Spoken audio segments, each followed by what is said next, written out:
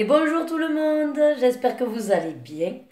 Alors, aujourd'hui, je vous propose de faire un gratin de chou-fleur et de chorizo. Donc, il n'y aura pas que du chou-fleur, il y a des patates aussi. C'est beaucoup de temps de cuisson du chou-fleur et des patates, 25 minutes. Et après, tout simplement, on le met dans un plat gratin, béchamel et au four. Donc, réellement, recette pas très compliquée. Mais comme voilà, maintenant j'aime bien filmer quand je cuisine, c'est l'occasion. Si vous entendez du bruit, c'est parce qu'il y a mes parents qui sont en train de faire des travaux dehors. Donc j'espère que ça ne vous gênera pas trop pour m'entendre. Voilà. Mais sinon, vous inquiétez pas, tout va bien, on n'est pas en train de me casser la maison et le toit ne va pas me tomber sur la tête. Il fait beau, donc c'est vrai qu'on en profite pour faire les travaux extérieurs. Et moi, vous voyez, je suis à la cuisine et je prépare le repas pour tout ce petit monde qui aura bien travaillé. Allez, c'est parti, je vous installe. Hop. Donc j'espère que, voilà, vous verrez bien. J'ai essayé de me mettre comme d'habitude. Hein. Ok, donc vous voyez, gratin de chou-fleur et de chorizo. Alors il y a énormément de recettes de gratin de chou-fleur. Il y a la très simple, chou-fleur béchamel. Il y a celle-là avec des patates et du chorizo. Je pense que si vous n'aimez pas le chorizo ou que vous ne voulez pas mettre de la viande, vous n'êtes pas obligé de mettre le chorizo. Sinon, vous pouvez mettre des dés de jambon. Peut-être faire revenir des lardons avec des oignons au tout début de la recette. Voilà, tout est faisable. Comme je vous dis, rien n'est figé. Ce sont des recettes de base. Hein. Alors, c'est parti. Donc, sachez que dans la recette... Ah, je croyais qu'il avait bugué.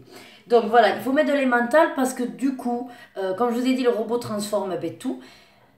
Le fromage râpé étant plus cher que le fromage en bloc, ben du coup, lui, il vous propose de le râper.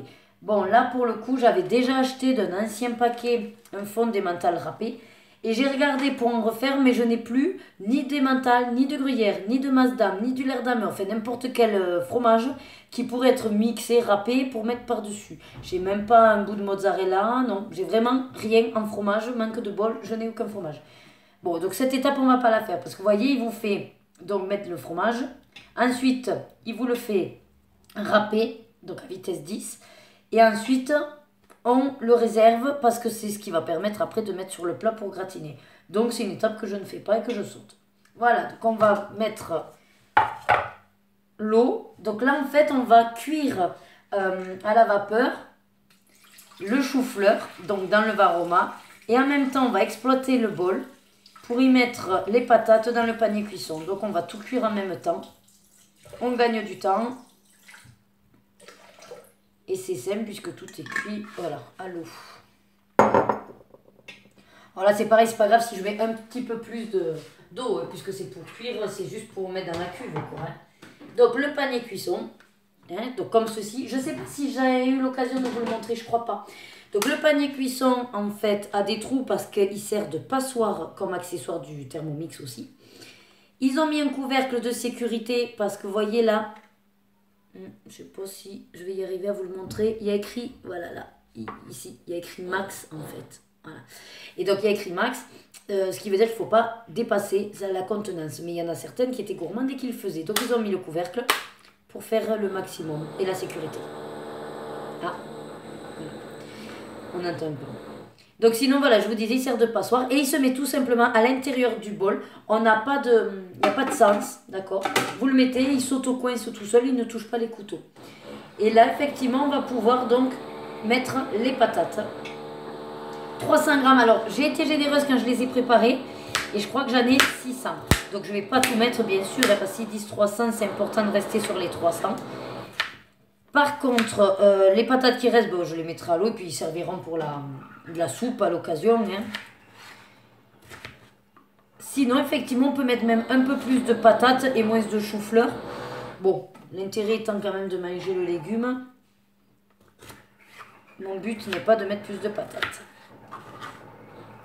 Donc là, hop, le temps que je fasse. En plus, comme ils font du bruit, je vais vous couper et je vous reprends tout à l'heure. Donc effectivement, j'ai mis un peu plus de 300 grammes et en fait j'en avais préparé plusieurs. C'est pas grave, je vais les garder. Alors, il y a plusieurs possibilités. Quand c'est comme ça, vu que les patates vont cuire toutes seules dans le panier cuisson, vous pouvez tout mettre en cuisson du moment que ça rentre.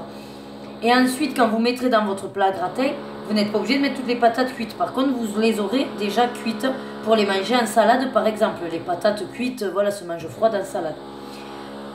Il y a cette possibilité. Sinon, ben, comme là, moi je vais faire, c'est-à-dire que je vais pas tout mettre parce que j'ai pas envie après, quand je vais verser dans le plat à gratin, de repeser pour bien mettre la quantité de patates. Mais par contre, une fois que ce sera en cuisson, je remettrai de l'eau à hauteur de 500 grammes et je referai une cuisson des patates qui me restent pour effectivement les manger en salade, pourquoi pas. Donc comme ça, si vous voulez, j'aurai pas besoin de calculer pour mettre dans mon plat à gratin, surtout que là, comme je suis avec vous, bon, c'est pour aller plus rapidement. Mais sinon, on peut déjà tout mettre dedans à cuire. Du moment que ça rentre au maximum, ça gêne pas. Donc voilà, j'ai mis un peu plus, ouais, 324. Donc je ferme mon couvercle. Ah oui, alors, je n'ai mis que de l'eau. Et en fait, moi, j'aime pas trop. J'aime bien mettre du bouillon. Ça donne aussi du goût. Donc du coup, je renlève tout et je vais mettre un bouillon. Donc ça va être du chorizo. Donc le chorizo... on va mettre du bœuf. Ah, vous savez quoi? J'ai acheté ceci. Alors, je sais plus où c'était d'ailleurs. C'est de l'agneau. Bouillon saveur... Ah non, mouton. Bouillon saveur mouton. Mais je me dis que c'est l'occasion. Alors, oui, avec le chorizo, c'est sûr que peut-être ça ira pas. Mais bon, de toute façon, c'est pas non plus le goût que ça donne dans la cuisson. Je me dis ça peut être intéressant de le tester. Sachant qu'un cube est pour 500 grammes. J'ai mis 500 d'eau, c'est parfait. Allez, je remets tout ça. Donc, insérer le couvercle. Hop. Je mets en place le varoma. Donc, je l'avais préparé. Il est là. Clac. Ah non, mais d'ailleurs, je ne vais même pas le mettre là. Je vais vous le mettre en bas. Parce qu'après, regardez ce qu'ils disent. Mettre 800 grammes dedans. Ah oui, c'est pour le peser en même temps. Alors oui, vous avez raison. On va le mettre directement là-haut. Le truc, c'est est-ce que je vais pouvoir incliner? Ah, bien. Voilà, de manière à ce que vous voyez. Et nickel, vous voyez et le pesage et le varoma. Donc, voilà, je l'ai dépioté, hein, j'ai coupé le cul, je sais pas comment on dit. Et je vais me découper donc mes petits bouquets, comme ils disent. Alors, je sais pas si j'ai 800 grammes, donc...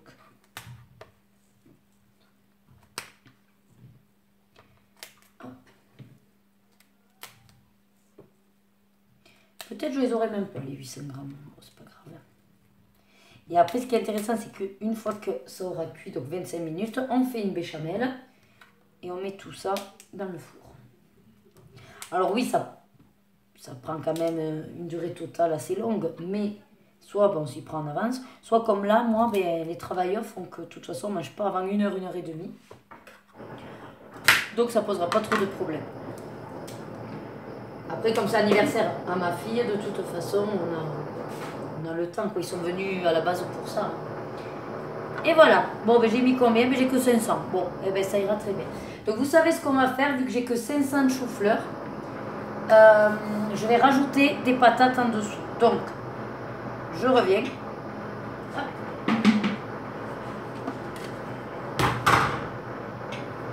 Ça revient à 0. Je vais rajouter un peu de patates. Comme il y avait 500 et qu'il fallait 800 de... Il m'en faut ben, l'équivalent de 300 à peu près, mais je ne mettrai pas les 300. Hein. Du coup, ce sera plus vraiment un gratin de chou-fleur, mais un gratin de patates avec du chou-fleur. Voilà, comme ça. Et peut-être que si je vais y arriver aux 300, parce que mine de rien, j'avais découpé pas mal de pommes de terre. Et autant qu'à faire, il m'en reste plus qu'une. Hein. Autant la mettre. De toute façon, moi, la cuisine, c'est ça. C'est-à-dire, je pars sur une base, une première idée, et puis après, en fonction, eh ben, j'adapte. Comme je vous ai dit, adaptation, maître mot de mon métier. Hop. Et c'est reparti. On refait toutes les étapes. Ça, hop, c'est fait. Toujours bien veiller à ce que les trous, voilà, soient dispo et qu'on ne bouche pas tous les trous, pour que la vapeur monte bien haut. Ça, c'est fait. Et donc, du coup, ça va être parti pour 25 minutes. Varoma, vitesse 3. Donc, comme ça, en fait, ça va brasser plus fort l'air et...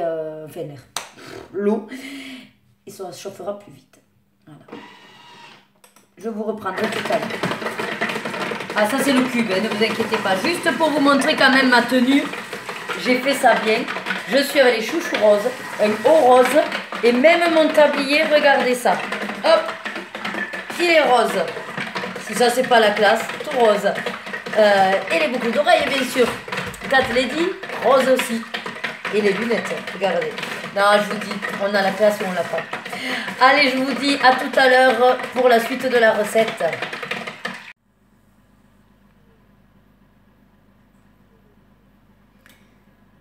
Du coup, les 25 minutes sont passées.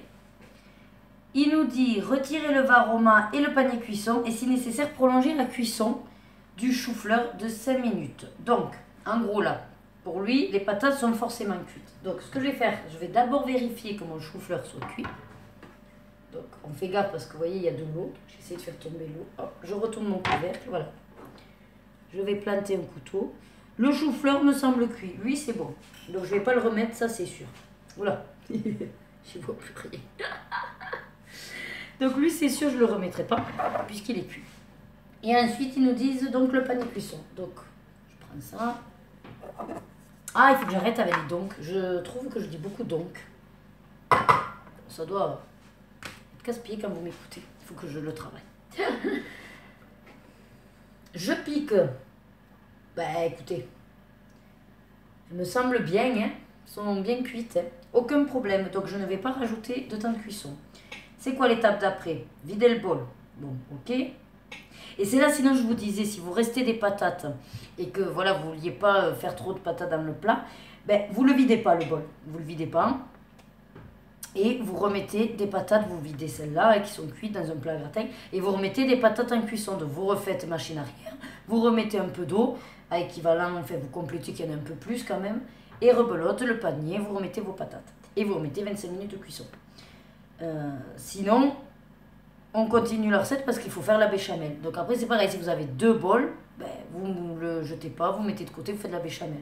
Ou alors vous videz l'eau quelque part pour pouvoir faire la béchamel, continuer la recette et refaire votre cuisson des patates tout après quoi. Bon, enfin voilà, c'est à vous de voir, mais dans tous les cas, même si vous dividez le bol, vous n'êtes pas obligé de le jeter si vous avez besoin encore de ce jus de cuisson.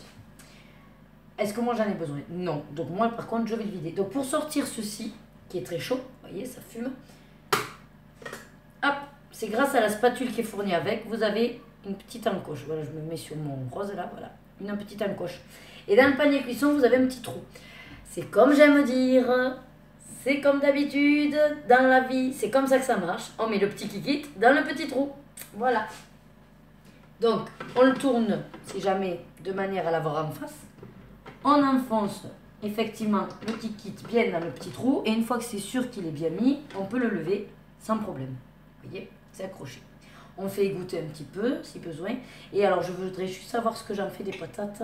Répartir les pommes de terre et le chou-fleur dans un plat gratin. Ben, du coup, je l'ai prévu déjà, mon plat à gratin.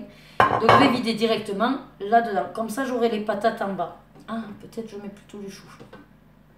Ah, je mets des patates. Alors, pour verser, tout simplement, je vous montre. Vous tenez, donc il est bien enfoncé dans l'encoche. Et en fait, en versant, voilà, le couvercle va s'ouvrir de lui-même. Donc, c'est très facile. Aucun risque de brûlure. Et puis voilà. Et après, vous mettez ça dans votre évier. Vous l'enlevez la spatule de l'encoche. Et voilà. Sinon, ouais, ça fume. Hein. Ouf, c'est chaud. Chaud patate. Hop. Et voilà. Et j'ai récupéré ma spatule. Il n'y a plus qu'un coup d'eau à lui mettre. Et elle est propre. Donc, les patates. Je vais mettre mon chou-fleur, pareil. Donc, le chou-fleur qui était cuit. Je le verse dans mon plat à gratin. Regardez, ça donne envie. Hein. Même là, moi, que je sais que je vais le mâcher, j'ai déjà l'eau à la bouche. Je vais prendre cette spatule, puisque de toute façon, tout à l'heure, on va faire la béchamel avec. J'essaye de mélanger un petit peu pour équilibrer. Alors, c'est vrai que les bouquets de chou-fleur, par contre, ils étaient gros. Je vais essayer de les recouper un peu pour, vous savez, mettre de manière équitable le chou. Bon, de toute façon, quand on se servira après, il sera tellement cuit que c'est pareil, ça va se décomposer tout seul. Après, ça fait sympa parce que comme ça va permettre quand même aux filles de manger du chou-fleur. Enfin, j'espère qu'elles vont manger parce qu'il y aura de la béchamel. Je vais essayer de la faire bien gourmande, la béchamel. Et qu'est-ce que vous voulez? C'est comme ça, hein. Il faut bien... Voilà, vous voyez, petit mélange. Tac. Mon plat gratin. Nickel. Oh, je ne sais plus poser tout ça. Bon, par contre, je ne vais pas vous le laisser devant parce que vous ne verrez plus mon écran. Voilà, là, vous le voyez, l'écran. Je ne sais pas comment j'arrive, mais hop, au milieu de tout, on y arrive. Ah oui, donc du coup, il ne faut pas oublier de vider l'eau, bien sûr. Après, voilà, à la base, c'est que de l'eau avec un bouillon. Et il a récupéré tout ce qui est amidon de la pomme de terre et le goût du chou-fleur. Donc c'est vrai que, bon là je l'ai jeté, mais souvent je le garde pour pouvoir après soit utiliser pour faire mes bouillons de légumes. Voilà, comme il y a déjà du goût de toute façon, ça pourra servir. Donc là ils disent d'ajouter 100 à 150 grammes de rondelles de chorizo. Donc ma mère qui est là, qui m'a apporté pour le barbecue, m'a amené du chorizo frais. Donc vous voyez, je l'ai coupé en petits tronçons. Voilà, alors j'en ai mis 200, je suis généreuse, j'en ai mis 200. Donc on va le parsemer, voilà, sur notre mélange pomme de terre chou-fleur. Voilà. Hop, hop, voilà, vous voyez. Et sinon, effectivement, vous pouvez utiliser simplement du chorizo que vous achetez doux ou fort, ça c'est comme vous aimez, et puis vous le coupez en rondelles et vous le mettez. Dans tous les cas, c'est pareil, il va cuire. Et réservé, donc ça y est, mon plat est prêt. Donc je vais le pousser. Voilà, peut-être un peu plus loin. Voilà. Et après, il n'y aura plus qu'à verser la béchamel. Le fromage râpé par-dessus. Et on est bon. Hop. Donc, préchauffer le four, ça fait un petit moment que je le préchauffe. Là, de toute façon, vous l'entendez tourner. Allez, c'est parti pour la béchamel. Ça, parce qu'il faudrait que je coupe le beurre. Donc, 600. Donc, vous voyez, j'ai pas lavé mon bol. De toute façon, il n'y avait que de l'eau, hein. Donc il n'y a pas besoin de laver. On fait de l'économie aussi sur l'eau et écologie. J'espère juste que j'ai dit 600 parce que j'ai fait un peu au pif. Oui, on va les avoir. Même il va rester un fond un peu...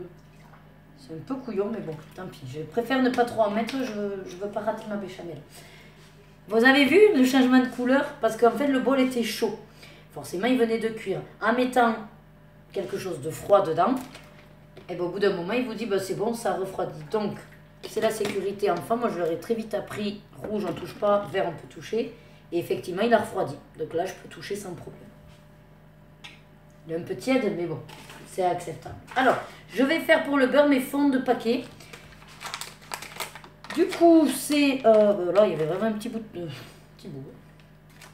Ça, c'était du demi-sel. Donc, c'est pour ça qu'après, je vais doser pour le sel. Hein, parce que j'ai du doux et du demi-sel. Mais bon, j'en ai marre d'avoir des fonds de paquet. Donc, priorité au fond de paquet. Si c'est demi-sel, je mettrai moins de sel quand il demandera de mettre la pincée. Mais bon, on sait que la béchamel, voilà, c'est toujours un petit peu fade. Mais si on ne met pas bien de sel. Et puis après, j'avais prévu la noix de muscade. Ah ben voyez, pile poil. J'avais même prévu un autre fond au cas où. Non, c'est nickel. La farine.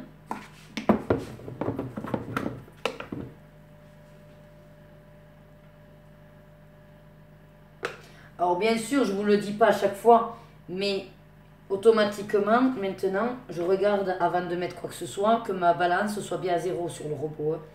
Moi, je ne vous le dis pas parce que j'ai cette habitude, mais en tant que novice, voilà, prenez garde, hein, ne jamais mettre direct, vérifiez bien qu'ici, vous avez 0 avant de mettre quoi que ce soit. Parce que pour un peu que vous étiez négatif, alors moins 1, moins 2, c'est pas dramatique. Si vous êtes à moins 300 parce que vous avez enlevé le couvercle et que vous n'avez pas refait la tare, là c'est plus problématique. Alors 3 pincées de sel à ajuster. Donc moi ce que je vais faire, je vais juste en mettre ouais, 1 ou 2. Après le problème qu'il y a, c'est que je suis avec mes parents. Enfin c'est pas un problème, mais ce que je veux dire c'est que mes parents, voilà, commencent à prendre de l'âge. Et si c'est pas salé, ils me disent ah c'est fade et c'est pas bon. Mais nous on est habitués à manger moins salé. Donc quand ils sont là, j'essaye un petit peu de doser, mais je veux quand même pas en mettre de trop. Je me dis, il vaut mieux qu'ils rajoutent eux-mêmes du sel après, plutôt que nous, qu'on soit dégoûtés parce qu'il y a trop de sel. La muscade, alors fraîchement, je savais que j'en avais, mais j'ai pas retrouvé. C'est pas grave, j'ai toujours aussi quand même, comme ça, hein.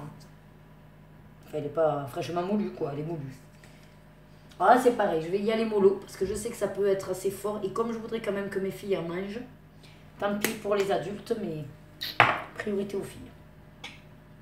Donc là c'est prêt, hein, vous savez que la béchamel dans le robot c'est d'une simplicité monumentale.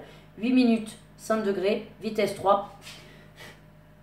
C'est parti et je vous prends tout à l'heure.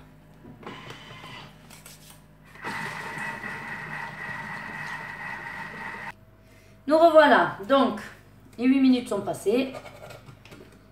Voyons ce que ça donne. Ah, par contre, évidemment, j'avais un peu de farine sur le couteau qui n'a pas été pris. Elle est un peu liquide, mais je pense que c'est fait exprès. Alors, sachez qu'il y a la recette en elle-même hein, de la sauce béchamel qui sera un petit peu plus consistante. Souvent dans les recettes, après, quand elle est intégrée, la sauce béchamel, elle est vraiment adaptée aux besoins, on va dire, de consistance du plat. Je ne sais pas si je suis claire. Mais là, comme c'est un plat à gratin et qu'elle est censée dégouliner entre le chou-fleur et la patate, elle est un petit peu plus liquide. Non, je vais faire une cagade. Je vais faire la même cagade que la dernière fois, donc je vais plutôt vous prendre. Tic. Donc voilà. Vous voyez sur ma spatule, elle est quand même... Hop là. Non, après elle est bien. On va la verser donc sur le gratin. Alors, j'avais pensé si jamais, voilà, redécoller ça. Prendre mon gratin, vous mettre là. Pour que vous, voilà, vous me voyez faire, je pense que ça peut être sympa aussi. Voilà. Coucou. Alors, je fais suivant quand même. Transvaser la béchamel dans le plat et parsemer des mentales râpées. Et bien, c'est ce qu'on va faire. Donc, il faut que je me dépêche, sinon le dessus est en train de se saisir. Alors, je ne l'ai pas goûté, je vais quand même la goûter. Ouais, elle est liquide, hein. Je me tâte à la remettre un peu avec un peu de farine, mais je ne sais pas si ça va pas après...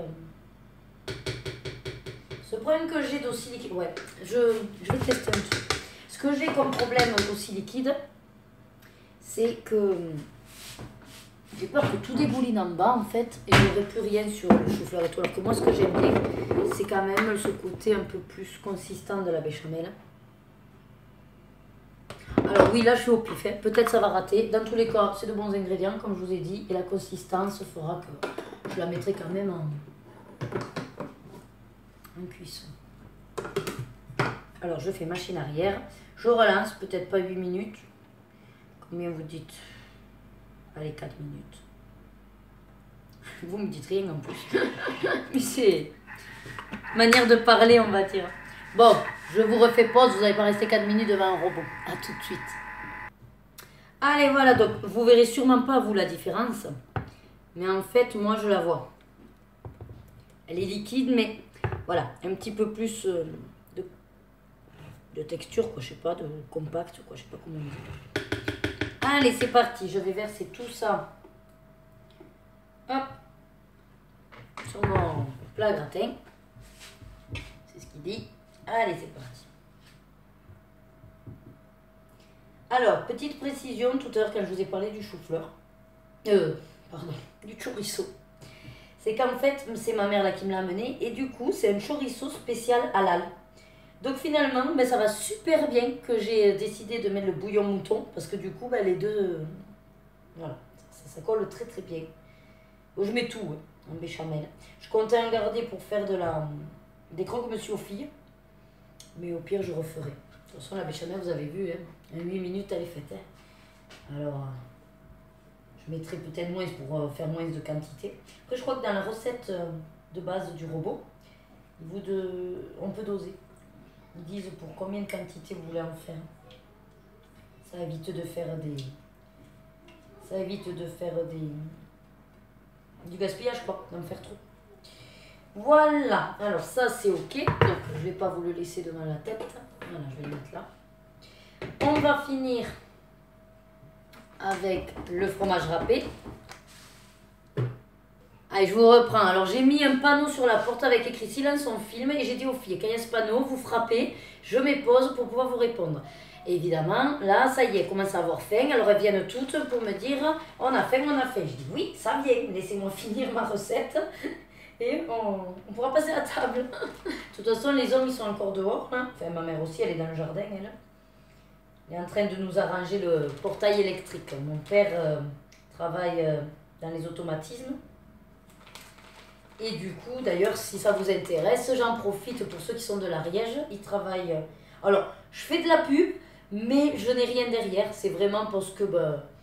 voilà, comme dit mon père, c'est toujours intéressant et ça fait de la pub gratuite pour son patron. Et franchement, je n'attends rien derrière et puis je n'ai rien demandé. Donc, ce n'est pas un placement de produit du tout. Mais c'est simplement qu'il est à Foix. Enfin, il travaille à Foix. Ou Montgaillard. Ah, je ne sais plus. Bref, c'est comme il faut. Voilà. Komilfo. Voilà, il travaille dans cette société. Ici, il s'y plaît, je pense. Il est content. Et du coup, c'est vrai que par contre, son savoir me sert vachement bien parce que vous savez combien ça coûtait les artisans et surtout quand ça touche l'électronique, l'électricité, tout ça, c'est galère. Bon, voilà, donc là aujourd'hui c'était une petite partie sur mon papa. Voilà, peut-être que dans une autre recette, je vous parlerai de ma maman. Hein. Voilà. Sachant qu'on est quand même nombreux dans la famille. Je ne vous parlerai pas de tout le monde, rassurez-vous. Donc, mon plat est prêt. Il dit enfourner 20 minutes à 180. C'est ce que je vais faire. Hop. Je le mets au four. Je vous reprends de suite. Je planifie.